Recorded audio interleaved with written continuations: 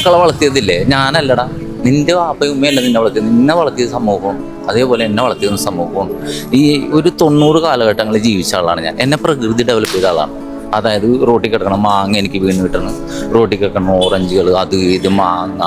ഒരു കാറ്റ് മഴ പെയ്യാൻ കൊതിയാവും. എന്താ കാര്യം അറിയാമോ? ഒരു മാങ്ങ വീഴും, ഉണക്കത്തേങ്ങ വീഴും, കുറേ സാധനങ്ങൾ വീഴും. ഇന്ന് അതല്ല, ഇന്ന് സമൂഹമാണ് വളർത്തേണ്ടത്. ഇന്ന് നമ്മൾ ഒരു കാരണവശാലും ഈ പ്രകൃതിക്ക് മനുഷ്യനെ സപ്പോർട്ട് ചെയ്യാൻ പറ്റില്ല. ഇനി നിങ്ങളെപ്പോലുള്ള കുട്ടികളെല്ലാവരും സമൂഹം ഡെവലപ്പ് ചെയ്യുക. അതാണ് നിന്നെ കണ്ടപ്പോൾ ഞാൻ ചാടി എഴുന്നിട്ട് ഇഷ്ടം.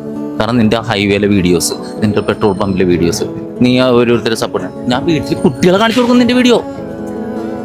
വലിയ കാര്യമാണ്. അതാണ് ഞാൻ പറഞ്ഞത്, നിന്റെ വീഡിയോസ് ഞാൻ എൻ്റെ കുട്ടികളെ കാണിച്ചു കൊടുത്തിട്ട് കണ്ടുപിടിക്കണ്ട. അവൻ വഴികൂടി പോണവർക്കൊക്കെ എന്തെങ്കിലും ആയിക്കോട്ടെ, ആർക്കെങ്കിലുമൊക്കെ എന്തെങ്കിലുമൊക്കെ മേടിച്ചു കൊടുത്തും ചിരിച്ചും കളിച്ചും സന്തോഷത്തോടെ ജീവിക്കില്ല. നല്ലൊരു ഐഡിയ ഉണ്ടോ കേട്ടോ.